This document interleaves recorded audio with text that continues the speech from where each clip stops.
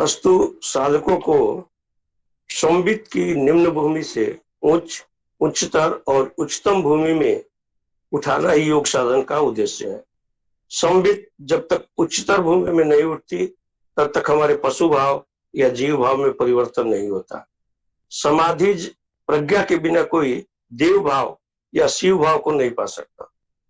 गीता की व्याख्या में पहले कहा जा चुका है कि जीव परमात्मा के साथ एक होकर भी प्राण प्रवाह के द्वारा जागृत अवस्था में या स्थूल शरीर में अवतीर्ण हुआ है।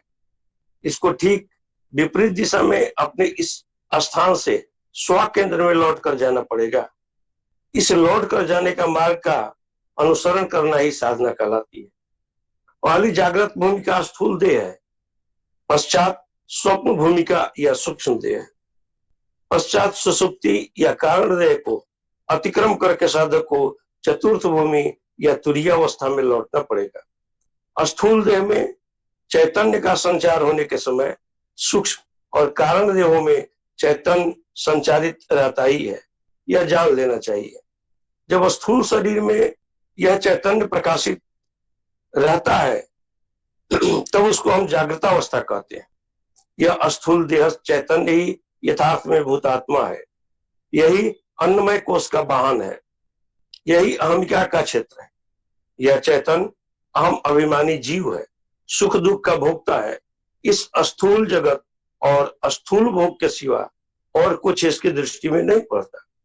इसी कारण इसको आत्मा का स्थूल भाव या जड़ भाव कहते हैं। यह स्थूल या जड़ भाव अत्यधिक मात्रा में रहने पर मनुष्यत्व का पशुत्व में बदल जाना कुछ भी विस्मयजनक नहीं है।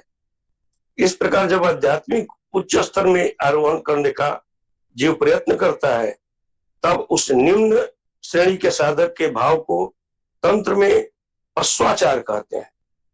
इस पश्वाचार के अनुष्ठान से ही भूतात्मा जीवात्मा के भीतर प्रवेश या निमज्जित होता है। यह जीवात्मा परमात्मा की किरण है। यही शुद्ध अहम रूप में कारण शरीर, सूक्ष्म शरीर और स्थूल शरीर को प्राणमय कर डालता है। सूक्ष्म और कारण शरीर इसके वाहन है, अर्थात वहां ही जीवात्मा ज्योति रूप में प्रत्यक्ष किया जाता है। यह किरण जब स्थूल शरीर में नहीं आती तब स्थूल शरीराभिमानी अहम विलुप्त हो जाता है। जैसे स्वप्न में स्थूल शरीर में अभिमान नहीं रहता। स्थूल, सूक्ष्म और कारण देह यह सभी प्रपंच है। प्रपंचातीत आत्मा जब इन सब स्तरों में प्राण सूत्र रूप में अवतरण करता है तभी कारण, सूक्ष्म और स्थूल देहों में प्राण संचार होता है और साथ साथ इन सब देहों में चैतन्य की अभिव्यक्ति होती है। प्राण ही मन का जनक है। मनोनाथस्तु मारुतः, सूत्रात्मा ही जीव है। इसी को वेदांत के मत में चिदाभास कहते हैं। यही श्वास रूप में जीव का जीवन है। इसी कारण केंद्र को लौटने के मार्ग में जोगी लोग श्वास प्रश्वास का दृढ़ता पूर्वक अवलंबन करते हैं। जैसे तूष के भीतर चावल आच्छादित रहता है, उसी प्रकार श्वास के भीतर प्रत्येगात्मा आच्छादित सा रहता है। चावल के ऊपर तूष रहने पर ही उसमें अंकुर निकलता है, तूष के बाहर हो जाने पर फिर अंकुर नहीं निकलता। इसी प्रकार जब तक श्वास प्रश्वास रहता है तब तक उसकी वासना और कर्म फल भोग के लिए जन्म मरण आदि होते हैं। साधन के द्वारा श्वास का क्षय ही हो जाने पर अवशिष्ट रहता है, और जो अवशिष्ट रहता है वह जन्म मरण की अतीत अवस्था है। इस सूत्रात्मा प्राण के संबंध में प्रश्नोपनिषद में लिखा है, प्रजापति चरसी गर्भे त्वमेव प्रतिजायसे तुभ्यम प्राण प्रजा बलिम हरंती यह प्राण प्रतिष्ठति। हे प्राण, तुम ही प्रजापति होकर गर्भ में विचरण करते हो और माता पिता के अनुरूप या पूर्व कर्म के अनुरूप होकर जन्म ग्रहण करते हो। हे प्राण, तुम जिस प्राण समूह के साथ अवस्थान करते हो वे सब तुम्हारे उद्देश्य से बलि प्रदान करते हैं। या ते तंदुर्वाची प्रतिष्ठिता, या श्रोत्रे, या चक्षुषी, या च मनसी संतता। जी नहीं, ये उसी में दिए हुए। याच मनसी संतता शिवाम ताम कुरु मुत्क्रमी। हे प्राण, तुम्हारा जो तनु वाक्य में प्रतिष्ठित है तथा जो श्रोत्र में और चक्षु में है और जो मन में संकल्प व्यापार आदि के द्वारा नियत रूप में रहता है, उस तनु को तीव्र अर्थात प्रशांत करो। हे प्राण, उत्क्रांत हो मत होना, अर्थात शरीर से बाहर न निकलना। प्राण स्थिर होने पर वह अन्यत्र नहीं जा सकता। छांदोग्य में लिखा है, ज्ञानियों का प्राण उत्क्रमण नहीं करता। प्राण सेदम बसेव सर्वम त्रिदिवे यत् प्रतिष्ठितम मातेव पुत्रान रक्षस्व श्रेष्ठ प्रज्ञाश्च विधेहि न इति। त्रिलोक में जो सब अवस्थित है वे प्राण के बस में है। हे प्राण, माता जैसे पुत्रों की रक्षा करती है उसी प्रकार हमारी रक्षा करो तथा हमारे लिए संपद और हित बुद्धि का विधान करो। आत्मन एवं प्राणो जायते यथैसा पुरुषे छाया एक तस्मिन् दातत मनोदि कृते नास्यस्मिन् शरीरे। आत्मा या कलेवर, आत्मा या परमेश्वर से यह प्राण उत्पन्न होता है। पुरुष देह में जिस प्रकार छाया उत्पन्न होती है उसी प्रकार यह प्राण भी आत्मा से आतत या अनुभूत होता है तथा मन संपादित कोषादि द्वारा इस स्थूल शरीर में आता है। प्रत्यगात्मा चिन्ह मात्र है, वही कुटस्थ है। जीवात्मा उसकी किरण मात्र है। यह चित्कण प्रत्यगात्मा भी शुद्ध बुद्ध मुक्त स्वभाव है। ये चित्कण कितने हैं इसकी गणना नहीं हो सकती। ये चित्कण ही एको हम बहु श्यामा के बहु है, परंतु बहु होते भी ये एक अद्वितीय के साथ योग युक्त है। चिन्ह मात्र पुरुष अनंत चिदाकाश के वक्षस्थल पर प्रतिनियत स्फुटित होते हैं। चिदाकाश ही अव्यक्त परम ब्रह्म का एक प्रकार से व्यक्त भाव है। जैसे शिव के साथ शिवानी मिलित है, उस अव्यक्त भाव को कोई आयत्त करने या समझने में समर्थ नहीं होता। एक कना और है नेक्स्ट।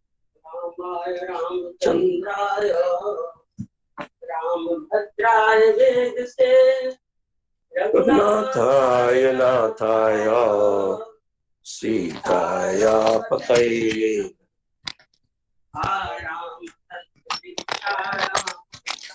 विराम सकलापदां अविरामस्य लोकानां राममेरं तां भजे। सीताराम राम चक्रे रामायणं चक्रं येन राम कथारसं समाहित परार्थं कं वाल्मीकिं मधुपं भजे। स्मरन्तं राम रामेति तरन्तं भवसागरं चरन्तं अमृतारण्ये त्वं नमामि कपीश्वरम्। सीताराम राम राम मेरे प्रभु राम राम राम। सीताराम राम राम मेरे प्रभु राम राम। मंगल भवन मंगल हारी द्रवहु सुदशरथ जिर बिहारी। निखे निरखी नयन भरी शोभा पितुपनि सुमरि बहरू बहुरी मनु क्षोभा। अहतात दारुनि हट दानी समुझत नहीं कछु लाभु नानी। अच्छी तरह से नेत्र भरकर श्री रामचंद्र जी शोभा देखकर, रामचंद्र जी की शोभा देखकर फिर पिता के प्रण का स्मरण करके सीता जी का मन क्षुब्ध हो गया उठा। वे मन ही मन कहने लगी, अहो पिताजी ने बड़ा ही कठिन हठ ठाना है, वे लाभ हानि कुछ नहीं समझ रहे हैं। सचिव समय सिख दे न कोई बुध समाज बड़ अनुचित होई। कह धनु कुल सहु चाही कठोरा का श्यामल मृदुगात किशोरा। मंत्री डर रहे हैं, इसीलिए कोई उन्हें सीख भी नहीं देता। पंडितों की सभा में यह बड़ा अनुचित हो रहा है। कहाँ तो ब्रज से भी बढ़कर कठोर धनुष, और कहाँ ये कोमल शरीर किशोर श्याम सुंदर। विधि के ही भांति धरौर धीरा, सिरस सुमन कन बधिया हीरा। सकल सभा कै मति भय भोरी, अब मोहि शंभु चाप गति तोरी। हे विधाता, मैं हृदय में किस तरह धीरज धरूं। सी रस के फूल के कण से कहां कहीं हीरा छेदा जाता है। सारी सभा की बुद्धि भोली बाबली हो गई है। अतः हे शिव जी के धनुष, अब तो मुझे तुम्हारा ही सहारा है। निज जड़ता लोगन पर डारी, होई हरहु रघुपति ही निहारी। अति परिताप सोप मन माही, लवनी में सजुग सै समझाही। तुम अपनी जड़ता लोगों पर डालकर श्री रघुनाथ जी की सुकुमार शरीर को देखकर उतने ही हल्के हो जाओ। इस प्रकार सीता जी के मन में बड़ा ही संताप हो रहा है। निमेष का एक पल अंश भी युगों के समान बीत रहा है। प्रभु ही चितहि पुनि चितपमहि, सजत राजत लोचन लोल। खेलत मन सिज मीन जुग, जनु विदु मंडल डोल। सीता राम राम राम, मेरे प्रभु राम राम राम। सीता राम राम राम, मेरे प्रभु राम राम राम। मंगल भवन मंगल हारी, द्रवहु सो दशरथ जीर बिहारी। प्रभु श्री रामचंद्र जी को देखकर फिर पुरुषों की ओर देखती हुई सीता जी के चंचल मन नेत्र इस प्रकार शोभित हो रही हैं, मानो चंद्रमंडल रूपी डोल में कामदेव की ही मछलियां खेल रही हो। गिरालिनी सुख मुख पंकज रोकी, प्रगटन लाज निशा अवलोकी।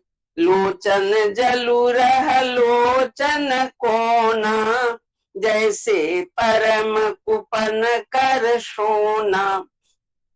सीता जी की वाणी रूपी भमरी को उनके मुख रूपी कमल से रोक रखा, उनकी मुख रूपी कमल ने रोक रखा है। लाज रूपी रात्रि को देखकर वह प्रकट नहीं हो रही है। नेत्रों का जल नेत्रों के कोने कोने कोने में ही रह जाता है, जैसे बड़े भारी कंजूस का सोना कोने में ही गड़ा रह जाता है। सकुची व्याकुलता बड़ी जानी, धरि धीरजु प्रतीति उरानी। तन मन बचन मोर पनु साचा, रघुपति पद सरोज चितुराचा।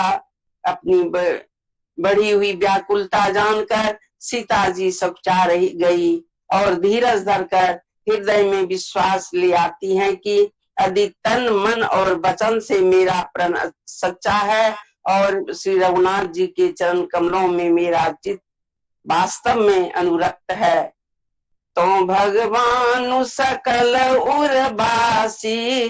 कर सही मोहि रघुवर के दासी, जेहि के जेहि पर सत्य सनेहु। सोते ही मिलहि न कछु संदेहु।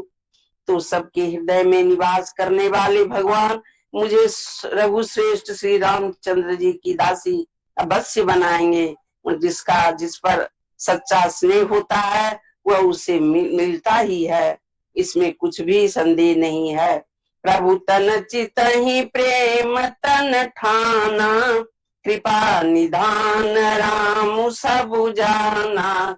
सियहि बिलोकित कहीं धनु कैसे, चितप गरुड़ लघु ब्यालहि जैसे। प्रभु की ओर देखकर सीता जी ने शरीर के द्वारा प्रेम प्रण लिया, अर्थात ठान लिया, अर्थात यह निश्चय कर लिया कि यह शरीर इन्हीं का होकर रहेगा या रहेगा ही नहीं।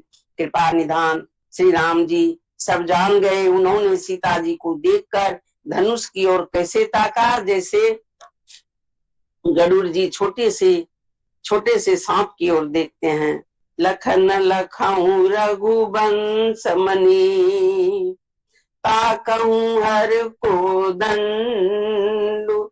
पुल की गात बोले बचन, चरण चापी ब्रह्मांडु। सीता राम राम राम, मेरे प्रभु राम राम राम। सीता राम राम राम, मेरे प्रभु राम राम राम।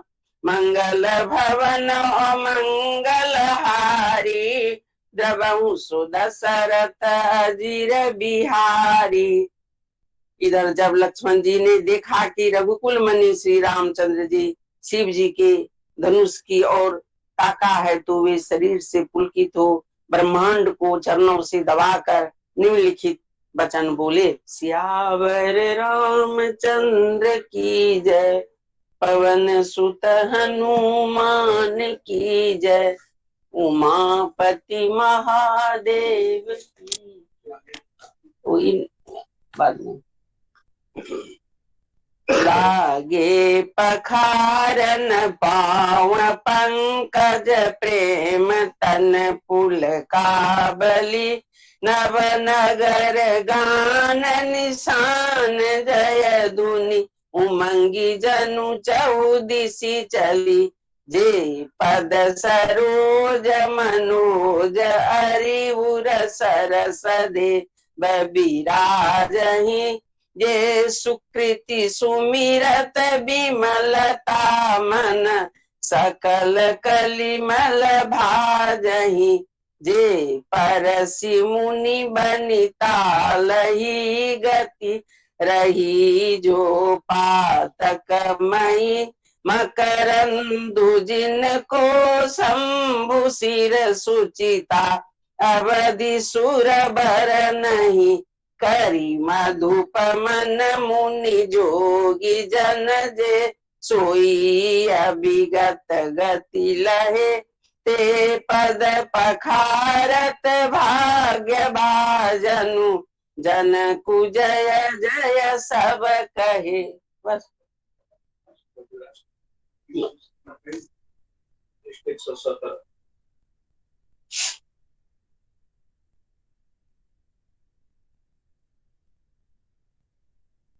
अधरं मधुरं बदनं मधुरं, नयनं मधुरं हसितं मधुरं।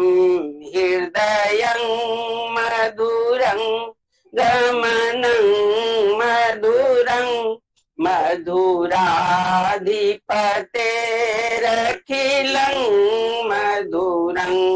वचनं मधुरं चरितं मधुरं, वसनं मधुरं बलितं मधुरं। चलितं मधुरं भ्रमितं मधुरं, मधुराधिपतेरखिलं मधुरं। बेनूर मधुरो रेणुर मधुर, पानीर मधुर पादो मधुरो। नित्यं मधुरं संख्यं मधुरं, मधुराधिपतेरखिलं मधुरं गीतं मधुरं पीतं मधुरं भुक्तं मधुरं सुप्तं मधुरं रूपं मधुरं तिलकं मधुरं मधुराधिपते रखिलं मधुरं करणं मधुरं तरणं मधुरं हरणं मधुरं रमणं मधुरं भमितं मधुरं समितं मधुरं मधुराधिपतेरखिलं मधुरं गुञ्जा मधुरा माला मधुरा यमुना मधुरा बीची मधुरा सलिलं मधुरं कमलं मधुरं मधुराधिपरखिलं मधुरं गोपी मधुरा लीला मधुरा युक्तं मधुरं भुक्तं मधुरं हृष्टं मधुरं शिष्टं मधुरं मधुराधिपतेरखिलं मधुरं गोपा मधुरा गाओ मधुरा यष्टिर मधुरा सृष्टिर मधुरा दलितं मधुरं फलितं मधुरं मधुराधिपतेरखिलं मधुरं मधुराधिपतेरखिलं मधुरं श्री कृष्ण गोविंद हरे मुरारे हे राम नारायण वासुदेव श्री गुरु चैतन्य हे आत्मदेव हे मात दुर्गे हर विश्वनाथ श्री कृष्ण गोविंद हरे मुरारे हे राम नारायण वासुदेव श्री गुरु चैतन्य हे आत्मदेव हे मात दुर्गे हर विश्वनाथ श्री कृष्ण गोविंद हरे मुरारे हे राम नारायण वासुदेव श्री गुरु चैतन्य हे आत्मदेव हे मात दुर्गे हर विश्वनाथ श्री कृष्ण गोविंद हरे मुरारे हे राम नारायण वासुदेव श्री गुरु चैतन्य हे आत्मदेव हे मात दुर्गे हर विश्वनाथ पुण्य श्लोको नरो राजा पुण्य श्लोको युधिष्ठिर पुण्य श्लोका च वैदेही पुण्य श्लोको जनार्दनं जवाकुसुम शंकासम काश्यपेयं महादुतिं द्वान्तारिं सर्वपापाग्नं प्रन्तोऽस्मि दिवाकरं वक्रतुण्ड महाकाय सूर्यकोटि समप्रभ निर्विघ्नं कुरवे देव सर्वकार्येषु सर्वदा वासुदेव प्रपन्नोऽस्मि प्रणमामि पुनः पुनः जरामरण भीतोऽस्मि त्राहि मां मधुसूदनं हे नीलकंठ वृषभध्वज पंचवक्त्र लोकेश शेष वलय प्रमथेश सर्व हे धुर्जटे पशुपते गिरिजापते मां संसार दुख गानाय जगदीश रक्ष सर्वबाधा विनिर्मुक्तो धन्य दान सुतानि बत मनुष्यो सत्तेन भविष्यति नो संशय सर्वे भवन्तु सुखिनः सर्वे सन्तु निरामया सर्वे भद्राणि पश्यन्तु मां कस्य दुख भाग भवेत्। अब आप लोग बाबा से कुछ सुनिए और देखिए भी उनको। बोलिए दो अगर बाबा को नहीं आप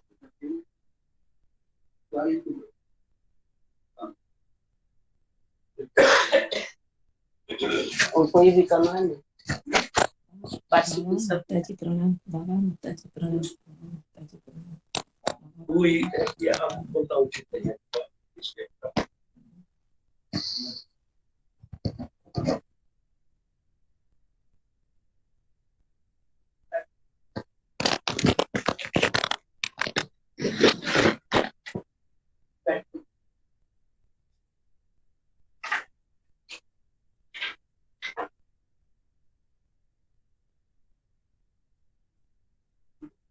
बोले सवाल को जय गुरु बाबा प्रणाम, जय माँ। आवाज दे दो बाबा प्रणाम माँ। जय गुरु बाबा, जय गुरु माता। मेरा तबीयत सब लोग शांत रहिए, बाबा कुछ सुधार ये है, बोल रहे हैं। कुछ नहीं भी है। सुधार ये है कि ऑक्सीजन अब नहीं लगाना पड़ता है, वाई पैक भी करीब करीब नहीं लगाना पड़ता है। और ये है कि कभी कभी श्वास लेने में दिक्कत होता है और कमजोरी बहुत, तो ये सब है। और ये तो होगा, जानते हैं, किसी को भी जीना है। ये लोग सेवा बहुत कर रही है, उसी के बल है। अभी जो हम आप लोगों से बात करने के लिए आए हैं, गीता में लिखा है कि जन्म मृत्यु जरा व्याधि दुख दोषानुदर्शनम, 4 अवस्था में दुख का दर्शन होता है। जन्म के समय, बीमारी में, बुढ़ापा में और मृत्यु के समय। और ये सबको होता है, राजा हो, रंग हो, गरीब हो, पढ़ा हो, विद्वान हो, मूर्ख हो, सब। यही बात सिद्धार्थ ने जाना और उसको वैराग्य हो गया। बहुत हिफाजत से रखा था, लेकिन जब एक बूढ़ा को देखा, एक बीमार को देखा, तब उसको लगा कि इतना दुख जब है तो इससे निवृत्ति के लिए क्यों नहीं प्रयास करना चाहिए। और एक दिन अचानक अपने पत्नी और बच्चे को छोड़ के निकल गया। बहुत घुमा, घूमते घूमते अंत में पीपल के वृक्ष एक आसन लगा के बैठा, ये संकल्प करके, या तो मैं बुद्धत्व को प्राप्त होऊंगा या तो मैं यही प्राण दे। ये संकल्प जब उसका पक्का हो गया तो बैठा और अंत में बुद्ध हो गया। बुद्ध मतलब जिसको बोध हो जाए, सत्य का बोध जिसको हो जाए, उसको बुद्ध कहते हैं। हम लोग तो रोज देखते हैं सब। हम लोगों में विवेक क्यों नहीं पैदा होता है? हमारे भीतर विवेक पैदा करने के लिए ही हमारे गुरु महाराज हमारे पास आए। गुरु महाराज ने जो दीक्षा दिया है, जो कुछ बताया है, वो हमारे भीतर का विवेक पैदा, मेरा बुद्धत्व जागे। इसीलिए तो इसको नियम से हमको साधन करना पड़ेगा। नहीं करेंगे तो क्या होगा? कुछ नहीं होगा, फिर इस चक्कर में पड़ना पड़ेगा। और करेंगे तो मुक्ति का मार्ग धीरे धीरे खुलता चला जाए। दूसरा, धर्म साधन करना भी चाहिए और साधन का प्रभाव दिखाई पड़ना चाहिए। हम साधन करते हैं कि नहीं करते हैं? बोलेंगे हम बहुत करते हैं, आपका लक्षण कहाँ है? आपके शरीर पे, आपके बोली में, आपके व्यवहार में। तो साधन का प्रभाव दिखाई पड़ना चाहिए। क्या प्रभाव दिखाई पड़ेगा? नंबर 1, सत्य बोलने की प्रवृत्ति, झूठ बोलने की इच्छा नहीं। नंबर 2, लेने की इच्छा नहीं हो, देने की इच्छा हो। नंबर 3, कष्ट हम भोगें लेकिन हम किसी को दें नहीं, अहिंसा की वृत्ति हो। नंबर 4, परिस्थिति और पर धन, दूसरे का धन और दूसरे की स्त्री के प्रति हमारा लालच नहीं। और नंबर 5, हमको उतना ही मिले जितना मेरा बनता है। यही जो हम ज्यादा लेना चाहते हैं ना, यही झगड़ा, बेईमानी, भ्रष्टाचार का कारण। हमारा अगर 100 रुपया बनता है तो हम 100 रुपया ही लेंगे, 101 नहीं लेंगे, क्योंकि मेरा मजदूरी तो 100 रुपया है। 101, 105, 110 लेने की जो प्रवृत्ति है, ये इनको करप्ट करता है। तो हमको 5 बात याद रखिए, साधन करें और अपने से अपने को टेस्ट करें कि हम ने सत्य बोलने की प्रवृत्ति जगी कि नहीं, हमने देने की प्रवृत्ति जगी या लेने की। हमको लोग दे, ये इच्छा है कि हम लोगों को दें, ये इच्छा है। नंबर 3, अहिंसा, मतलब हम किसी को कष्ट नहीं दें। दूसरे को कष्ट देने की प्रवृत्ति जब तक है तब तक हम धर्म का पालन नहीं कर सकते। हमारी बोली में मिठास हो, हम उतना ही लें जितना मेरा बनता है। अगर मेरा 100 रुपया बनता है तो 101 नहीं चाहिए। अगर कोई दे भी 1 रुपया उसको वापस, रास्ते में जा रहे हैं, नोट का बंडल जरा मिल गया तो हम नॉर्मली उठा लेंगे, लेकिन जो साधन करेगा, साधक है, वो देखेगा भी नहीं उसके पास, क्योंकि हमारी मेहनत का तो यह है नहीं, हम क्यों छुए इसको। ये करेक्टर में जब आ जाए, ये आचरण में आ जाए, तब समझिए साधन का प्रभाव मेरे ऊपर होने लगे। संसार में अच्छे लोग भी हैं, बुरे लोग भी हैं।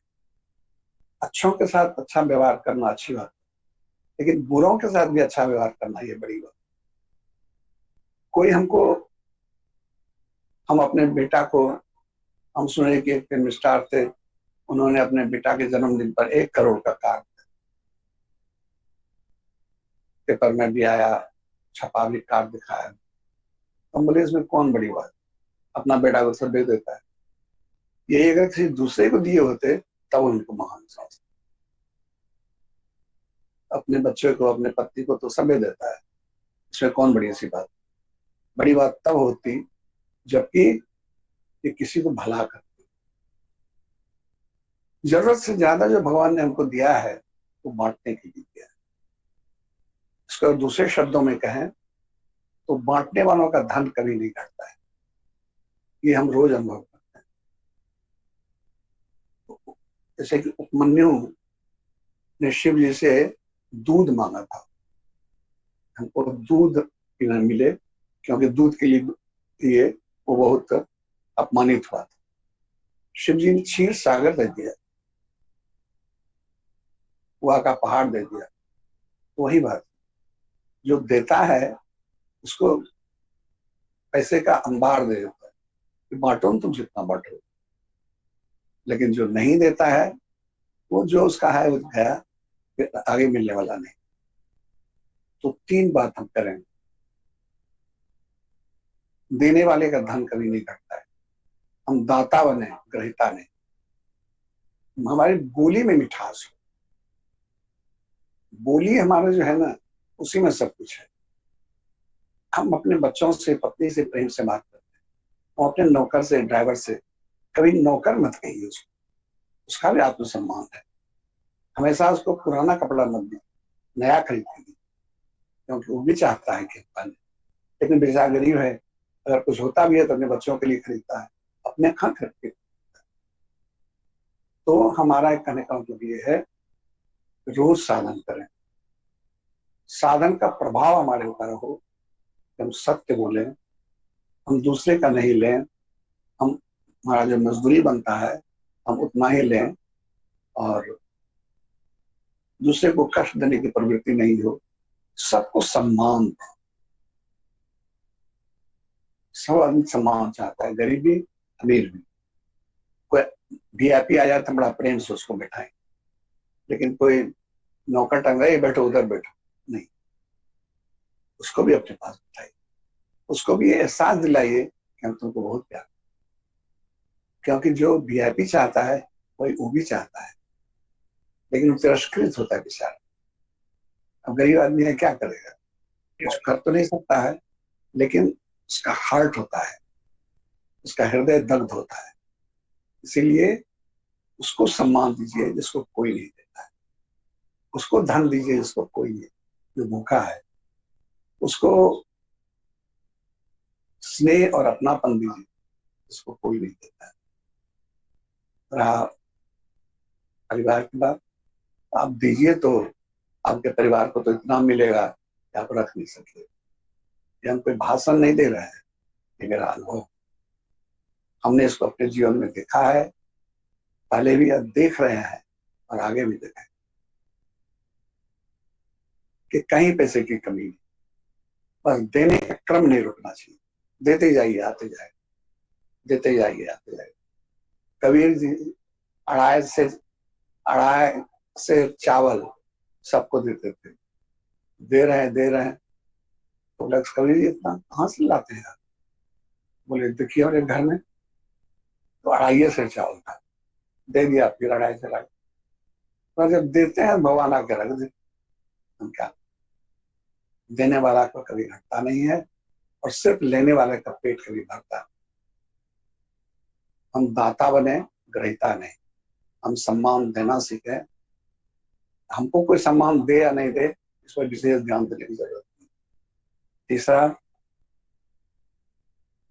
कि जरूरत से जितना मेरा बनता है हम उतना ही, उससे ज्यादा लेने की इच्छा ही विनाश का कारण। पांडव 2 भाई थे, पांडव और धृतराष्ट्र, बंटवारा में आधा इसको मिलना चाहिए आधा उसको, लेकिन दुर्योधन ने कहा कि सुई के 9 और कारण इसका परिणाम क्या होगा, विनाश होगा। उसीलिए हमारा जो बनता है उतने दीजिए ना, उतना बहुत है मेरे, थोड़ा कम दे दीजिए वो चलेगा, लेकिन दूसरे का हाथ मारना चाहिए। तो रोज साधन करें, सत्य बोलें, देना सीखें, बोली में मिठास हो, और हमारा उतना ही हमको मिले जितना हमारा बनता है। बोली से सबको अपना बनाए। एक कुत्ता बिल्ली भी जो है वो भी प्रेम का भूखा है, उसको भी कुछ कार्य तो आपके पास छोड़ के नहीं जाएगा, तो मनुष्य नहीं हो जाता है। और ईर्ष्या, सजा, द्वेष, घृणा, ये सब हमारे पतन का मार्ग है, और पूरा संसार इसी पे चल रहा है। हम निवेदन करते हैं कि हम जिस दौर से गुजर रहे हैं बहुत कष्ट है, लेकिन ये कष्ट एक दिन सबको भोगना पड़ता है, जब भाग में जो होगा सो होगा। लेकिन हम अभी भी इस अवस्था में भी इस बात के लिए सतर्क हैं कि हमारे मुंह से कोई ऐसा शब्द नहीं निकले जिससे किसी को कष्ट हो, हर्ट फील। कोई हमारे दरवाजे से कोई याचक खाली नहीं चले, जो आता है उसको कुछ ना कुछ देते। तीसरा, हमारी पत्नी का एक नियम है कि जो भी घर में आता है उसको बिना खिलाए नहीं जाने देते, भूखा कोई नहीं है यहाँ से, सब कुछ ना कुछ खा के। चौथा कि परेशानी तो है, समझिए जब हम वेंटिलेटर पे थे तो पत्नी की क्या स्थिति होगी आप समझ सकते हैं, और घर में 15 आदमी गेस्ट, मन का इतना दुखी, इसके पति वेंटिलेटर पे हैं, क्या होगा कोई नहीं जानता है, और घर में 15 आदमी है, लेकिन रोती भी थी, और जो गेस्ट हैं उसके लिए उसके रहने का खाने का व्यवस्था भी करें। अगर धर्म पालन करना हो तो ऐसा बनना, भावुक होने से काम नहीं चलेगा, कठोर बनना पड़ेगा। हम आप लोगों से प्रार्थना करते हैं कि हम आप लोगों को बहुत प्यार करते हैं, बहुत ज्यादा। जितना हम भगवान को मानते हैं उतना ही आप लोगों को भी मानते हैं, इसीलिए आपसे हित का बात कर रहे हैं। जैसे भगवान कृष्ण ने अर्जुन को 18वें अध्याय में कहा कि मन मनाव हो मध्य को मध्या जीवांग नमस्कुरु मामूली वैशेषिकंते प्रतिदानी उसने। हे अर्जुन, तुम हमको बहुत प्रिय हो, इसलिए सत्य बात मैं कह रहा हूं कि तुम मेरा मनन करो, मेरा भक्त करो, मुझको प्रणाम करो, मेरी पूजा करो। इससे क्या होगा? तुम मुझी को प्राप्त, कि भगवान ने अर्जुन को कहा है, और अर्जुन को माध्यम में हम सबको कहा है रोज पूजा। अभी श्रावण चल रहा है, हमने सबको कहा था कि कम से कम शिव मंत्र का जप तो कीजिए। पूजा कर सकते हैं तो कीजिए, अच्छा है, लेकिन नहीं भी कर सकते हैं तो शिव जी का जप। तो इस तरह से अपना जीवन सुंदर हो, भगवान के प्रति अनुराग हो, भाइयों में प्रेम हो।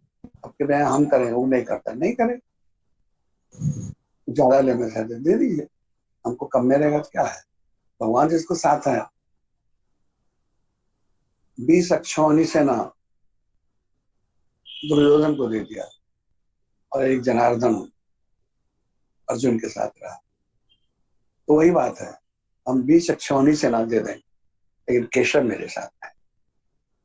भगवान जिसके साथ हैं इसका विजय निश्चित है। यत्र योगेश्वर कृष्ण यत्र पार्थे धर्म तत्र श्री विजयाभूति कि जहाँ कृष्ण है, जहाँ अर्जुन है, वही नीति है, ये जय है, यही ध्रुव माने यही सत्य है। तो हम हमारे पक्ष में सिर्फ एक नारायण, बाकी सब ले ली जिसको लेना हो, धन ले ले, पैसा ले ले, थोड़ी ले ले, जमीन ले ले, मकान ले, आ गया। तो समाज को जय गुरु, भगवान आप लोगों का कल्याण करें, आप लोग स्वस्थ रहें, धर्म युक्त जीवन जी। जय गुरु बाबा, जय गुरु बाबा जी, जय गुरु बाबा जी।